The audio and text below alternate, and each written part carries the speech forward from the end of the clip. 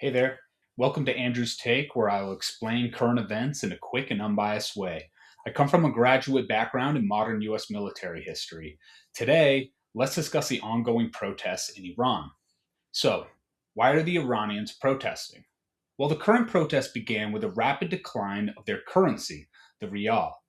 We here in the US have been grappling with inflation, but imagine if you woke up one day and your purchasing power was virtually wiped out. Your ability to feed your family, to buy clothes, to put gas in your tank became non existent overnight. People can't live like that. So they took to the streets to protest the regime. Now, how has the government responded?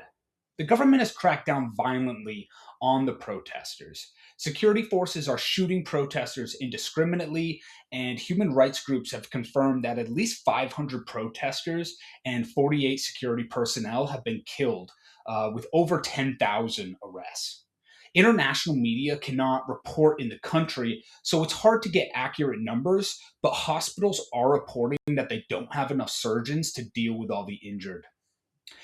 Is this the first time Iranians have come out en masse to protest the regime? No. Iranians have come out before in huge numbers. Most recently was the 2022 protest after the death of Masa Amini, a woman who died in the custody of the morality police for improperly wearing her hijab. The government responded the same, with a massive crackdown and even harsher restrictions, even though the vast majority of Iranians are in favor of women choosing their dress. So, why is the government so reluctant to listen to the Iranian people? Iran is run by a theocratic republic created after the 1978 Iranian Revolution that saw Shah Mohammad Reza Pahlavi removed from power. Pahlavi was a staunch US ally and pro Western figure. That was the beginning of animosity between the US and Iranian governments. Therefore, the Iranian government views these protests as nothing more than a ploy by the US to topple them. The US is the scapegoat and boogeyman that the government attributes to all its woes. The government is also run by the elderly who remember the revolution and the Shah's regime before it.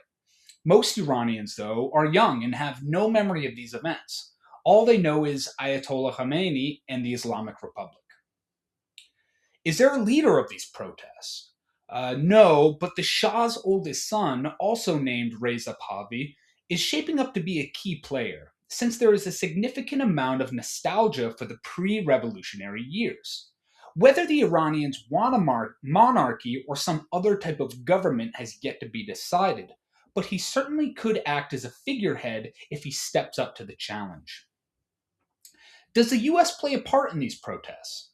Absolutely, but not in the way that the Iranian government likes to portray it. The US supports Iranian emigres in their resistance to the regime. I found that both Americans and our rivals often give far too much credit to our intelligence services. The US government has always had limited capacity to affect things on the ground. Political movements are almost always started and led by the people themselves. But speaking of US involvement, President Trump recently warned the Iranian government that if they continue to kill protesters, then the US will strike the country. Is he helping the situation or hindering it? Well, it's really a double edged sword. Trump speaking in favor of the protests allows the government to try and delegitimize the protesters' concerns by labeling them pawns of the US. However, the US could strike infrastructure that could hinder the government's ability to crack down on the protests. Many protesters have been calling for the US to strike the regime, echoing Trump's warning. Iran has threatened to strike at Israeli and American forces in the region. Can they do that?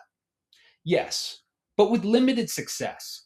Israel has systematically destroyed the country's defense grid over the past 2 years through individual strikes and the 12-day war. So, if the Iranians use their limited capabilities to strike at the US personnel in the region, they will be met with an overwhelming response. That being said, Americans have little tolerance for the death or injury of their military personnel. The Iranians have no such qualms. Finally, I'd like to leave you with this thought. The Iranians are not our enemies. This is a country with a long, illustrious history, rich culture, and thriving multi ethnic society. Iranians want peace, security, and good lives just like we do. It is a tragic circumstance of history that our two peoples are not on amiable terms, and hopefully these protests are the beginning of a new page. Okay, that's it. If there was a question of yours I did not answer, put it in the comment section. I will do my best to answer it. Thanks for watching, and I hope you found this informative. If you did, please give it a like and subscribe. See you next time.